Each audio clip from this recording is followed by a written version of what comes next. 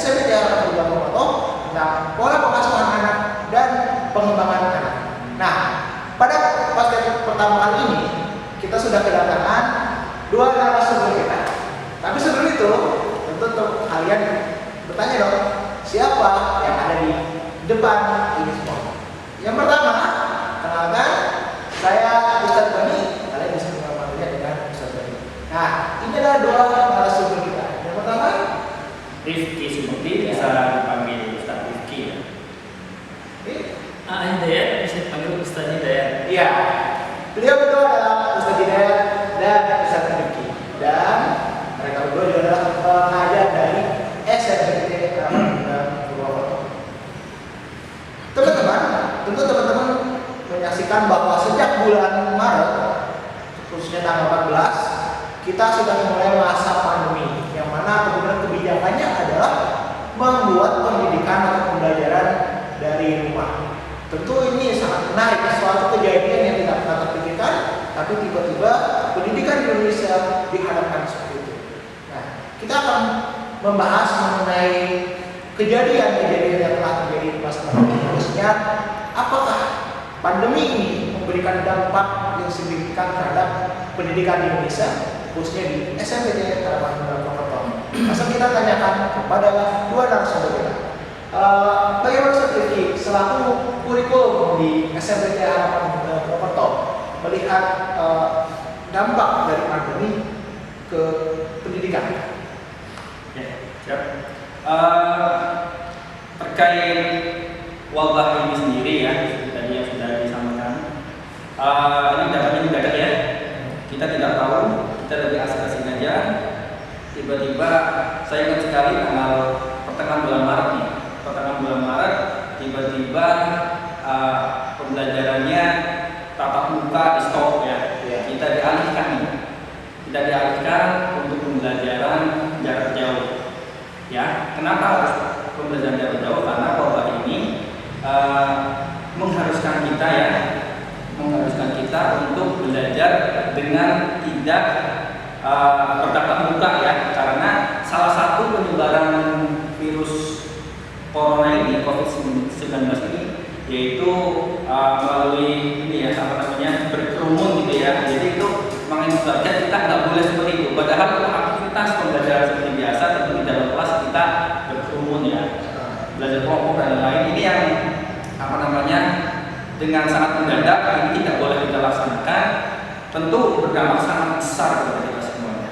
Yang pertama mungkin karena dampaknya tidak boleh bertatap muka, kita harus jarak jauh. Nah itu perlu media, ya perlu teknologi. Nah ini problem kita karena ini mendadak sekali adanya wabah seperti ini. Berarti ini kita harus belajar ekstra cepat ya terhadap teknologi itu sendiri, begitu.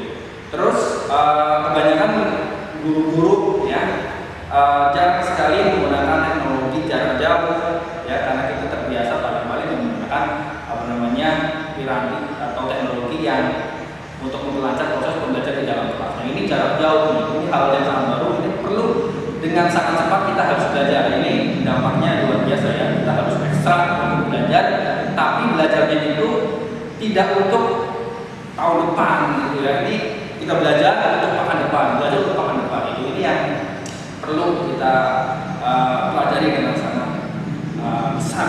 Itu salah satunya.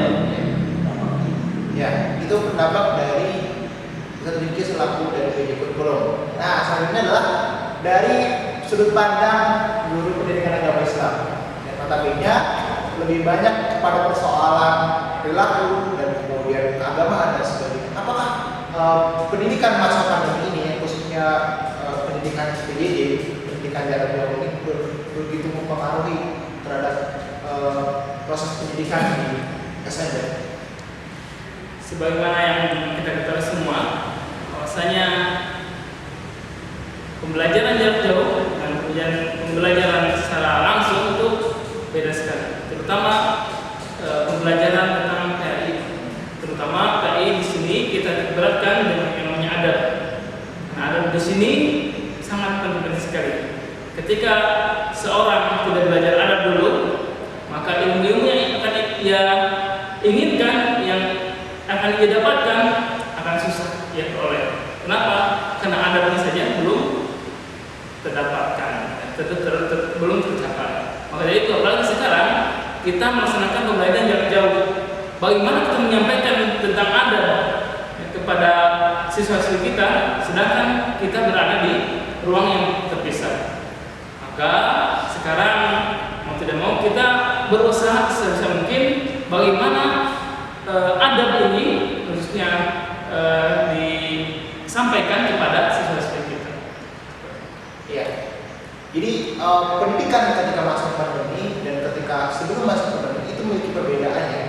Apalagi ketika masa pandemi harus diharapkan namanya pendidikan jarak jauh. Artinya siswa dan guru tidak bertemu dalam satu ruang, tetapi harus melewati namanya media. Itu ada namanya kekurangan dari proses pendidikan itu.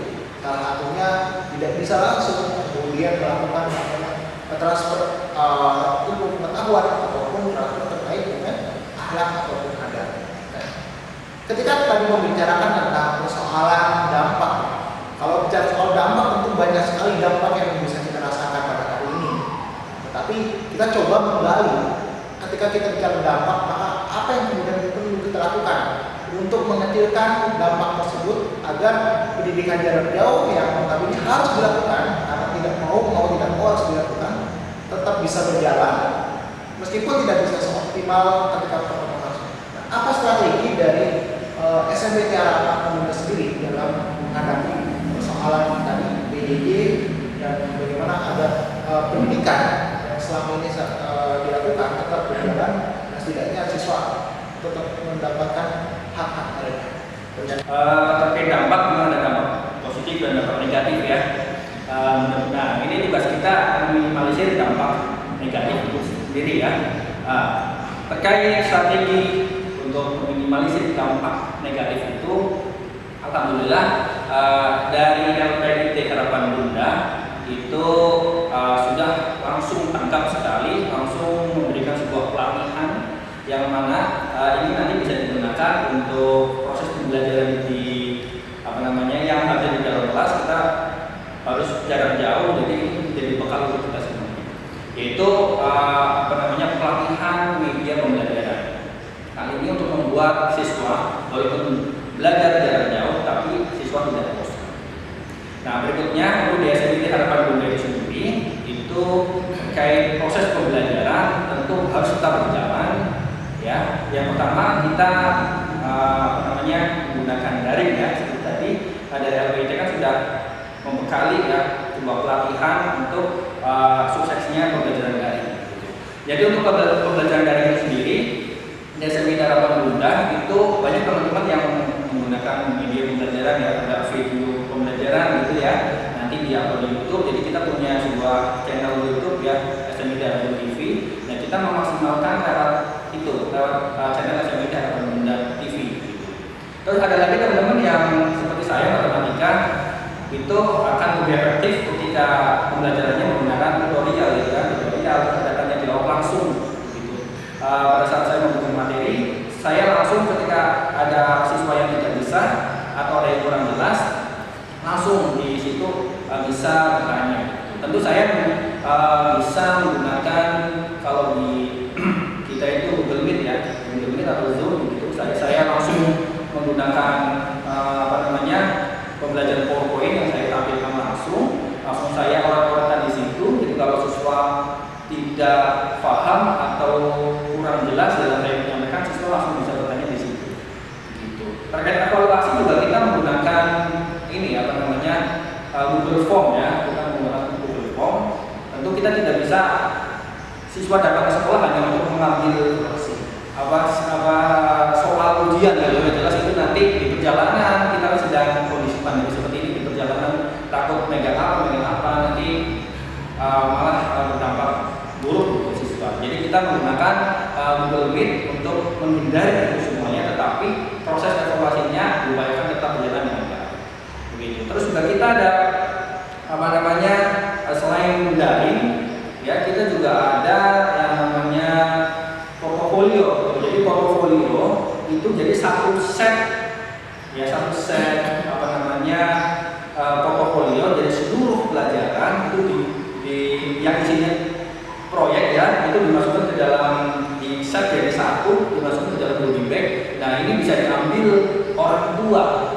ya orang tua 2 pekan sekali ke sekolahan untuk mengambil sebuah proyek.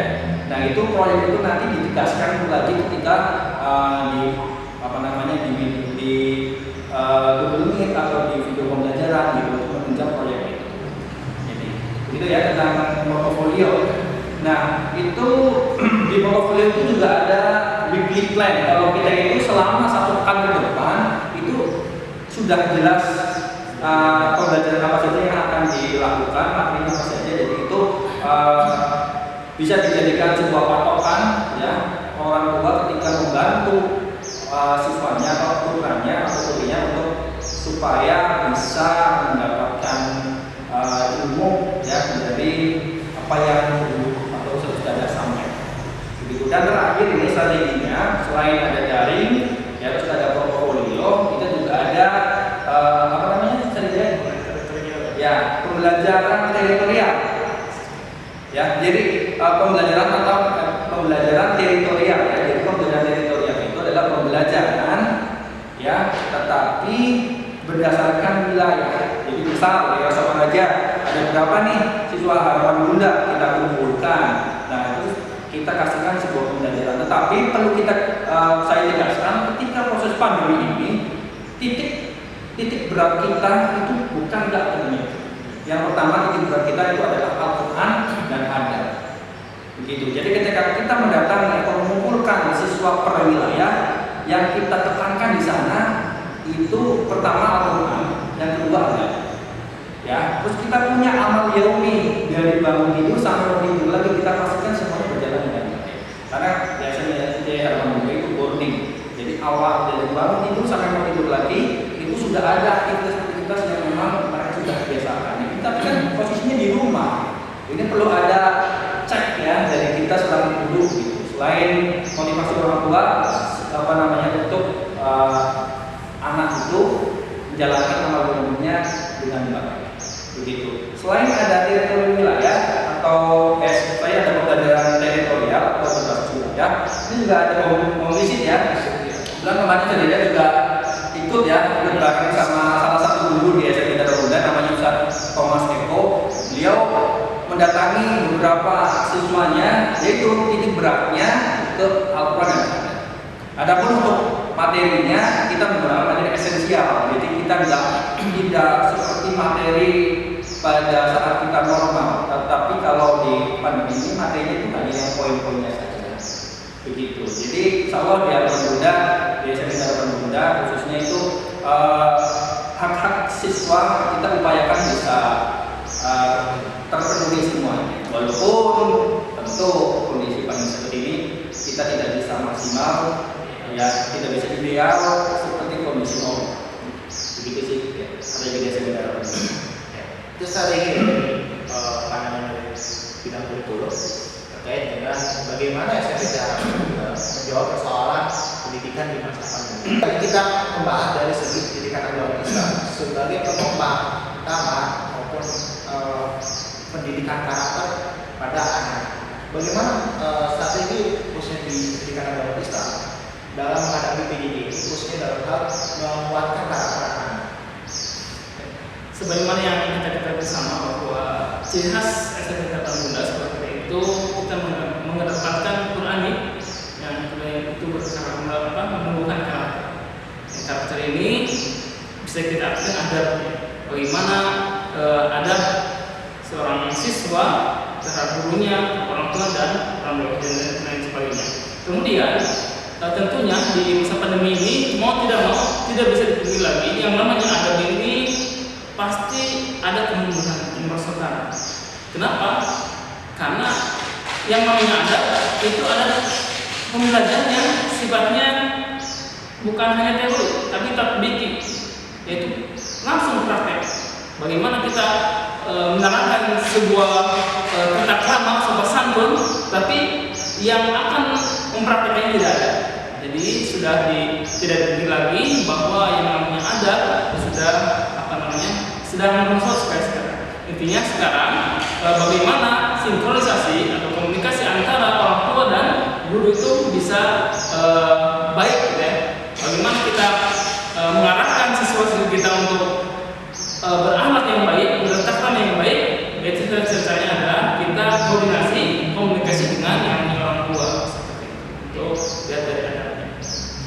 Ya, jadi kuncinya adalah bagaimana hubungan antara sekolah, guru, dengan orang tua itu harus berjalan dengan baik.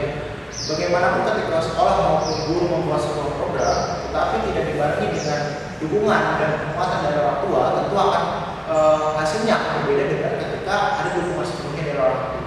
Ya. Itulah podcast pada pertemuan kita kali ini tentang pendidikan di masa pandemi dan bagaimana strategi SMPT Harapan Bunda menjawab persoalan. Oke, barangkali itu